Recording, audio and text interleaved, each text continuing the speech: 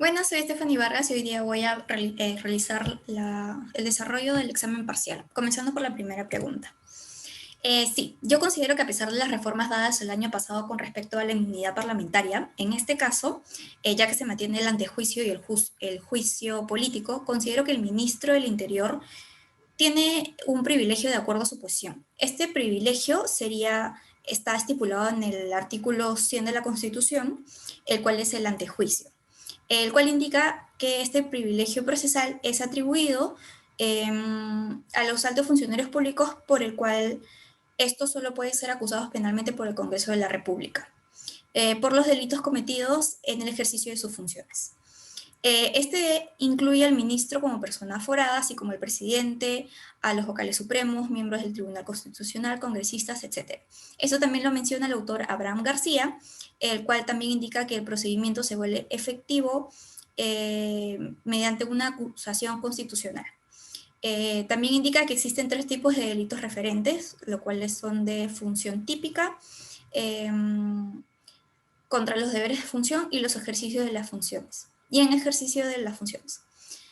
Asimismo, tenemos que, según el Tribunal Constitucional, el antejuicio es un derecho de no ser procesado penalmente por la jurisdicción ordinaria si no se ha sido sometido antes a un procedimiento político jurisdiccional. En cuanto a la aplicación de este privilegio, eh, el ministro no sería procesado en el tiempo que dure su cargo y hasta 5 años después del cese de este. Asimismo, solo el Congreso, mediante una previa investigación, puede suspender, inhabilitar o destituir al acusado sin perjuicio de cualquier otra responsabilidad. Esto lo hemos estipulado en el artículo 89 del Congreso del Reglamento del Congreso. Por otro lado, sí considero que este privilegio entorpece la jurisdicción, puesto que no se podrá juzgar en ese momento al ministro, por lo cual el debido proceso del imputado se ve afectado por el tema de tiempo. Y además va en contra del principio de seguridad jurídica, que busca la certeza del derecho. Según Hugo Bizardo, opina que esto fue creado para que puedan realizar sus funciones de manera ininterrumpida, ¿no? Y adecuada. En cambio, el doctor César Landa y el doctor Albites opinan que esto impide el ejercicio de la tutela jurisdiccional. La excepción ha dejado de constituir una garantía de su independencia para ser usada como un privilegio innecesario, que busca la impunidad de hechos ilícitos, lo cual conlleva a la realización de varios actos de corrupción. La pregunta número 2 tenemos: en caso de que se pueda iniciar un proceso penal en contra del ministro del Interior, ¿qué órgano jurisdiccional sería competente para el conocimiento? Tal como lo vemos en el artículo 99 de la Constitución, primero la Comisión Permanente debe acusar al Congreso, ante el Congreso, al ministro que cometió el delito, y luego, según el artículo 34 de la Ley Orgánica del Poder Judicial, eh, el órgano jurisdiccional competente para el conocimiento del caso sería la Corte Suprema. Por lo tanto, corresponde a la Sala Penal de la Corte Suprema investigar y juzgar al alto funcionario estatal. Esto último se establece en el artículo 34, bueno, como lo dije, de la Ley Orgánica del Poder Judicial.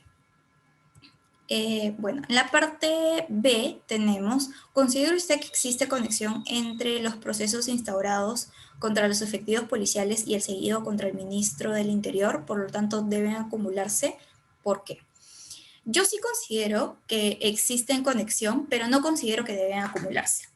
Hay que tener en cuenta que en caso exista conexión entre los delitos, estos pueden ser acumulados en uno solo para garantizar una adecuada apreciación de los hechos.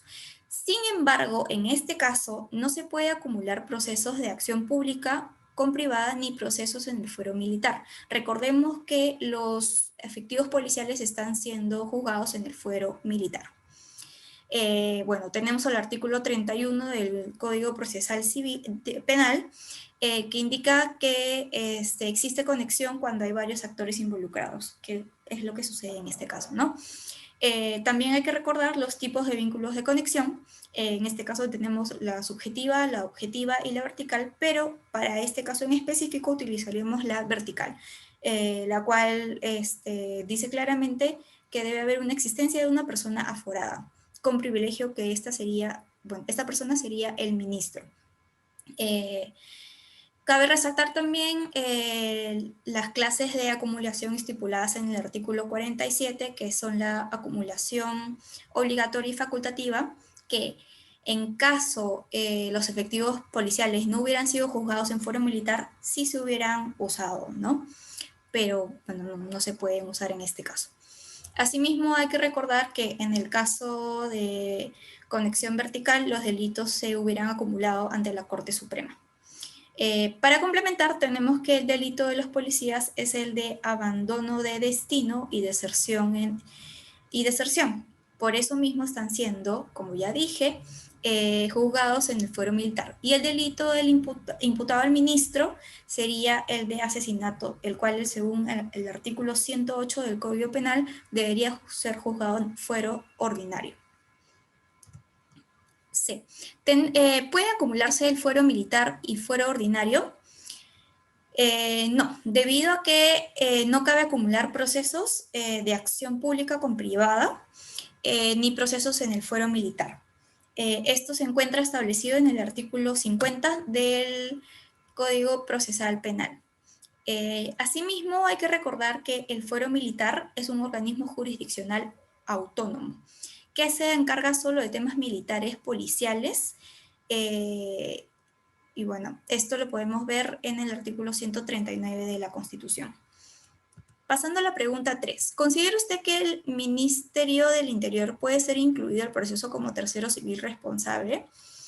Hay que entender que el tercero civilmente responsable es aquel sujeto procesal que no intervino en los hechos delictivos, entonces no tiene responsabilidad penal, pero que por el vínculo que lo une al imputado, debe responder civil y solidariamente para el pago de la reparación civil a favor del agraviado. Basándonos en el artículo 111, en el inciso 1, se establece que los que conjuntamente con el imputado tengan responsabilidad civil por las consecuencias del delito son terceros civilmente responsables. Los presupuestos para que esto exista deben ser de relación de subordinación de tercero, que sería en este caso del ministro de Policías, que el subordinado cause daños, que sí hubo un daño causado que fue el asesinato de estas dos personas, que el daño se realice en ejercicio de un cargo o cumplimiento de servicio. Y obviamente sí, ¿no? Sin embargo, como lo comenta el doctor César San Martín Castro, tercero civil responsable solo puede ser una persona jurídica privada y no una persona jurídica de carácter público. Es decir, el Ministerio del Interior no podrá hacerse cargo de la reparación civil correspondiente a los agraviados, solo corresponde hacerse responsable al imputado. Por lo tanto, no puede ser incluido en el proceso como tercero civil responsable. O sea, me refiero al Ministerio del Interior, no podría ser incluido el proceso. Asimismo, tomando en cuenta el caso Río Blanco, ex Majas de Piura, tenemos que al no establecerse a tiempo la solicitud del actor civil, no se podrá incorporar al Ministerio del Interior como tercero civil responsable. Y cabe resaltar que esto se debe presentar antes de la culminación de la investigación preparatoria, lo cual en este caso, bueno, no existen datos sobre eso, ¿no? Entonces, asumimos que no se ha hecho la presentación adecuada. Para la pregunta 4 tenemos, ¿considera que usted que el juez de investigación preparatoria debió inhibirse? Sí considero que debió inhibirse debido a que los jueces deben gozar de total independencia y actuar con imparcialidad. En este caso habría un conflicto de intereses puesto que el juez es hermano del abogado defensor, que si bien no tiene conocimiento directo del caso, sí cabe la posibilidad de que tenga conocimiento indirecto. La inhibición es un acto procesal mediante el cual el propio juez o fiscal se aparta voluntariamente del conocimiento del proceso cuando existan causales que cuestionan su imparcialidad, como las vemos en el artículo 53 del Código Procesal Penal, el cual indica que los jueces se inhibirán cuando directa o indirectamente tuviesen interés en el proceso o lo tuviese su cónyuge, hasta sus parientes de cuarto grado de consanguinidad. Ahora, para la pregunta número 5 tenemos, considera que el pedido del abogado de la defensa de los imputados para que el juzgado rechace la apelación del representante del Ministerio Público debe ser aceptada. Sí, el juzgado debería rechazar la apelación realizada por el fiscal debido a que por el principio indubio pro reo siempre se debe aplicar lo más favorable al reo. Esto llevaría a que si el plazo para fundamentar la apelación ha disminuido y favorece a los imputados, debería aplicarse. Si bien ninguna ley tiene fuerza ni efecto retroactivo, esto no aplica en materia penal cuando favorece al reo. Al hablar de aplicación retroactiva nos referimos a que si hay una ley que entre en vigencia posteriormente al inicio del proceso, esta se puede aplicar de ser necesaria, lo cual lo podemos ver estipulado en el artículo 7 del título preliminar del Código Procesal Penal, que dice que la ley procesal referida a derechos individuales que sea más favorable al imputado expedida con posterioridad a la actuación procesal se aplicará retroactivamente, incluso para los actos ya concluidos, si fuera posible. Eso es todo. Gracias.